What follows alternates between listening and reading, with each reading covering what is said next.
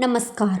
आप सभी को बसंत पंचमी की हार्दिक शुभकामनाएं। आज हम आपको सुनाने जा रहे हैं ज्ञान, विद्या और कला की देवी माँ सरस्वती के प्राकट्य की पावन बसंत पंचमी की पौराणिक कथा। यह कथा न केवल हमारी आस्था से जुड़ी है बल्कि हमारे जीवन को ज्ञान के प्रकाश से भरने वाली है। तो आइए सुनते हैं बसंत पंचमी की पौराणिक कथा। सृष्टि के प्रारंभिक काल में भगवान विष्णु की आज्ञा से ब्रह्मा जी ने मनुष्य योनि की रचना की। उसके बाद वह अपनी बनाई हुई सृष्टि को देखने के लिए पृथ्वी लोक पर भ्रमण करने के लिए गए। वहां उन्होंने मनुष्यों और वन्य जीव जंतुओं को शांत देखा। चारों ओर नीरसता छाई हुई थी, ना कोई स्वर, ना कोई संगीत, ना ही मनुष्यों में वाणी और विवेक था। पक्षी भी मौन थे, उनमें बोलने की शक्ति नहीं थी। नदियां बिना कलकल के बह रही थी। मनुष्य बिना ज्ञान के दिशाहीन थे। ब्रह्मा जी अपनी सर्जना से संतुष्ट नहीं थे। उन्हें लगा कि उनकी सृष्टि में कुछ कमी है।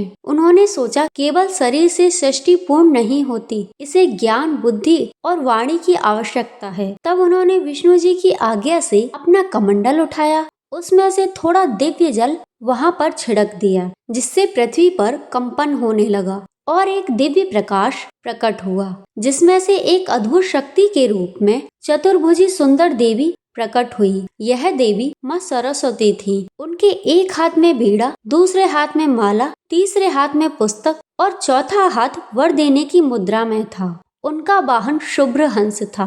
देवी ने अपने जन्मदाता श्री ब्रह्मा जी को प्रणाम किया और वही ब्रह्मा जी की मानस पुत्री सरस्वती जी कहलाई। तब ब्रह्मा जी ने देवी सरस्वती से कहा कि देवी, इस संपूर्ण धरती के जीव जंतु इधर उधर चल फिर रहे हैं, उन्हें वाणी तो प्राप्त है ही नहीं। मनुष्य एक दूसरे से किसी प्रकार का कोई संवाद नहीं कर सकते, जिसके फलस्वरूप उनका जीवन नीरस हो गया है और चारों तरफ नीरसता छाई हुई है। आपको अपनी वीणा के माध्यम से इस संसार को वाक शक्ति प्रदान करनी है, उन्हें स्वर देना है, ताकि मनुष्य आपस में अपने विचारों का आदान प्रदान कर सके और एक दूसरे को आसानी से समझ सके। तब ब्रह्मा जी की पुत्री होने के नाते उनकी आज्ञा का पालन देवी सरस्वती जी का परम कर्तव्य था। उसके बाद ब्रह्मा जी ने उन्हें ज्ञान की देवी के रूप में पूजा और उन्हें वाणी, विद्या और कला की देवी के रूप में स्थापित किया। जैसे ही माँ सरस्वती ने वीणा के तार छेड़े, उन तारों से जो मधुर ध्वनि उत्पन्न हुई, उससे सभी मानव जाति और समस्त जीव जंतुओं को मनवांछित वरदान मिल गया।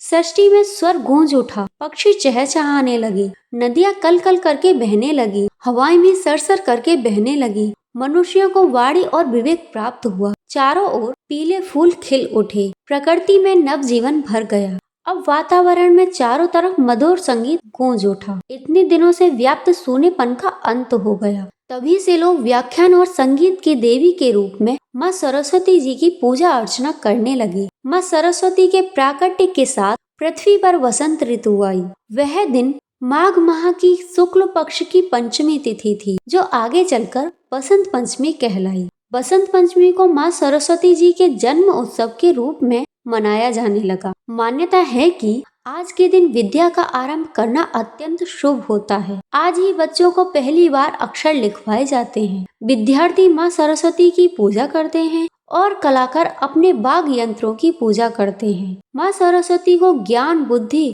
और विवेक की देवी माना जाता है। पीला रंग बुद्धि, ऊर्जा और सकारात्मकता का प्रतीक है। इसलिए बसंत पंचमी के दिन पीले रंग के वस्त्र पहनना और माँ सरस्वती को पीले रंग के व्यंजन अर्पित करने की परंपरा है। पीला रंग मन को एकाग्र करता है और सीखने की क्षमता को बढ़ाता है। आज के दिन माँ सरस्वती को पीली बूंदी का भोग लगाने की विशेष परंपरा है। मान्यता है कि पीली बूंदी शुद्धता, मधुरता और सात्विक गुणों का प्रतीक होती है। बसंत पंचमी पर माँ सरस्वती को पीली बूंदी चढ़ाना केवल परंपरा नहीं बल्कि आस्था और विश्वास का प्रतीक है। यह भोग देवी को प्रसन्न करने के साथ साथ जीवन में ज्ञान, सफलता और सकारात्मक ऊर्जा का संचार करता है। किसी गांव में एक अनिकेत नाम का एक अनाथ बालक रहता था। उसके माता पिता की मृत्यु के बाद उसका जीवन थम सा गया। गांव वाले उसे भोजन तो दे देते, लेकिन किसी के पास उसके लिए समय,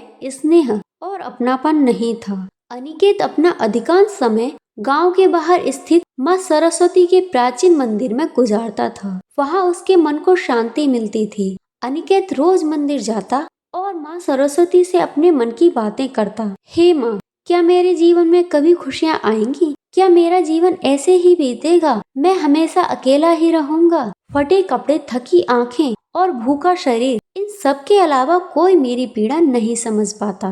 कुछ समय बाद जब बसंत पंचमी का पावन दिन आया तो पूरे गांव ने पीले रंग के वस्त्र पहने, ढोल नगाड़ों के साथ माँ सरस्वती की पूजा की। लेकिन अनिकेत हमेशा की तरह मंदिर में चुपचाप बैठा रहा। रात को वह रोते रोते मंदिर की सीढ़ियों पर ही सो गया। उसी रात माँ सरस्वती ने उसे स्वप्न में दर्शन दिए। उनके चेहरे पर अपार करुणा थी। वत्स, तुम्हारी वेदना मुझ तक पहुँच चुकी है। मैं तुम्हें ज्ञान और स्वर का वरदान देती हूँ। इससे तुम स्वयं को भी पहचानोगे और दूसरों को भी प्रकाशित करोगे।